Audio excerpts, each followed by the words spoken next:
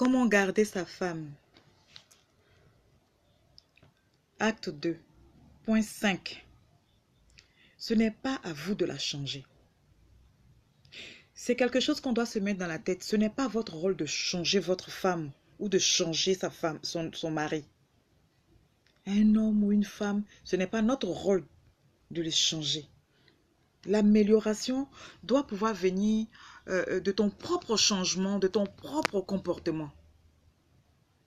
Ce n'est pas en la grondant ou en tapant dur qu'on va espérer un changement ou avoir un conjoint idéal ou la femme idéale. Bien au contraire. Cela va plutôt la braquer. La braquer. Ça va plutôt la rendre ou le rendre désagréable. Ce que tu dois faire, c'est de faire un travail intérieur.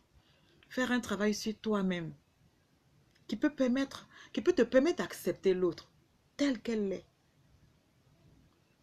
Tu dois plutôt servir d'exemple, un miroir, être un miroir dans lequel l'autre peut se regarder pour pouvoir voir ses défauts et pouvoir s'améliorer. Ton rôle à toi, c'est de l'aimer, mon frère, pas de la changer. Si elle change, aime ce qu'elle est devenue. Tant mieux. Si elle n'a pas changé, accepte-la comme elle est. Elle va changer à travers toi. À travers ton comportement. À travers ton changement. Le point 6. Ne rejetez jamais la faute sur elle si vous êtes énervé. Le plus souvent, quand vous avez des soucis, quand vous êtes énervé, vous rejetez tout sur la tête de la femme. Tout retombe sur elle. Même les enfants, quand ils sont dans le salon, quand tu arrives comme ça, là, ils fuient. L'humeur devient lourde, morose dans la maison, tout devient tendu. Pour un oui ou pour un non, vous déversez toute la colère sur la pauvre femme. Comme si c'était elle qui avait fait que vous n'avez pas pu décrocher votre marché. C'est pas sa faute. Si tu es énervé, ce n'est même pas elle qui t'a énervé. Je vois pas pourquoi est-ce que elle doit faire les frais de tes frustrations. Hein? Est-ce que soudain la maison devient quelque chose, hein? Parce que monsieur est triste, alors tout le monde doit être triste dans la maison. On doit se former en comité de soutien pour soutenir tes humeurs. Les humeurs, ce sont tes émotions, ce sont tes humeurs. Ce sont tes émotions, il faut pouvoir les contrôler. Il faut pouvoir les gérer. Si ça ne va pas là, tu prends du recul. Et puis tu cherches en toi ce qui ne va pas pour essayer de régler. Ne mets pas tout le monde dans le même bateau. Tu es fâché, madame doit être fâchée aussi. Peut-être qu'en ce moment précis, là, elle a quelque chose de très important à te dire. Elle ne peut pas parce que tu es fâché. Quand elle regarde tes yeux même là, elle ne peut pas s'approcher de toi.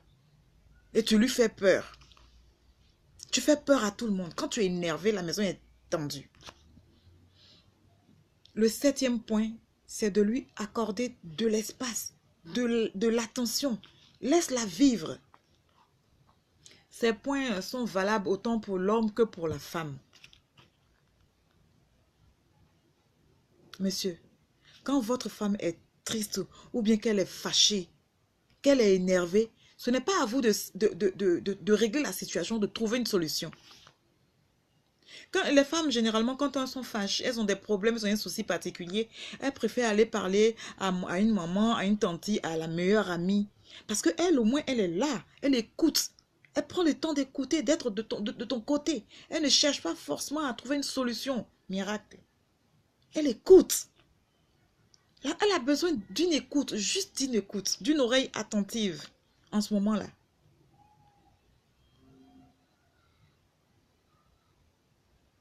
Souvent, la solution miracle, ce n'est même pas la solution elle-même. C'est juste lui laisser savoir que vous l'aimez. Prenez-la dans vos bras. Dites-lui que vous l'aimez, que tout va bien, que tout ira pour le mieux. Dites-lui que vous êtes là pour elle, avec elle, et que vous êtes une épaule sur laquelle elle peut se reposer. Qu'elle peut s'appuyer sur votre épaule. Quand elle est énervée, qu'elle veut vous parler, ne l'esquivez pas. Restez là. Écoutez ce qu'elle a à vous dire. Elle vous dira tout ce qu'elle a sur le cœur. Si vous êtes là présent avec elle, ne jouez pas les durs. Quand vous êtes énervé, quand madame veut vous parler, bah, vous claquez la porte et puis vous partez. Ça lui reste au travers de la gorge, la pauvre. Tout ce qu'elle a à vous dire, là, ça reste dans son cœur. Et son cœur lui fait mal. Pourtant, c'est à vous qu'elle peut parler. C'est vous son homme. Il y a des hommes qui sont un peu de la vieille école, qui ne laissent même pas les femmes s'exprimer. Et ils n'ont même pas le temps de parler avec leurs femmes, ni de discuter avec leurs femmes. C'est du mépris que d'écouter quelqu'un parler toute seule, écouter la personne parler jusqu'à... Et puis maintenant, quand elle finit, à la fin, tu lui demandes, tu as fini? Ou bien, si tu as fini, il faut me dire, monsieur, il sort, ou bien il dort. Ou bien il te dit, j'ai compris. Et puis, il dort ou bien il sort. Sans donner un retour, sans dire, ah. C'est comme un poste, on a mis en marche, il a fait, il a fini de chanter, puis c'est fini. Il faut revoir ça. Revoir ce côté-là. Cette manière de faire là risque de murer la femme dans le silence, la pauvre, puisqu'elle ne peut pas échanger avec la personne qui est sa moitié. La personne qui est son homme, elle ne peut pas échanger avec lui. Elle ne peut pas échanger avec son mari. À qui veux-tu qu'elle aille parler? C'est en ce moment-là, on va trouver que les femmes exposent les problèmes de foyer dehors.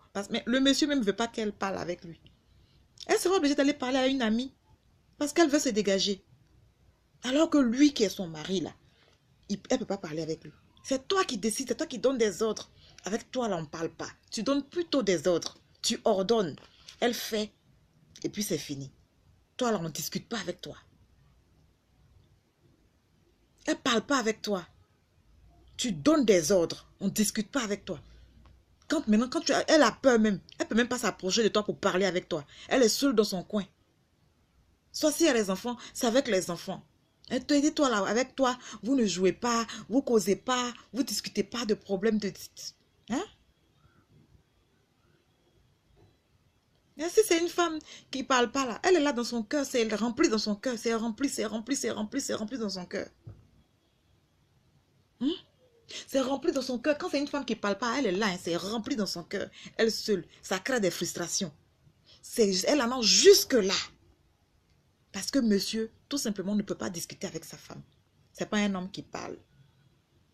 Si tu ne la laisses pas discuter avec toi, elle va discuter ailleurs.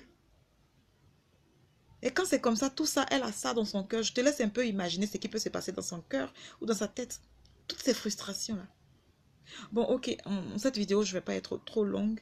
Je vais vous laisser réfléchir un peu à ce que j'ai dit. Et puis, on va passer à la troisième partie de la vidéo un peu plus tard. Merci.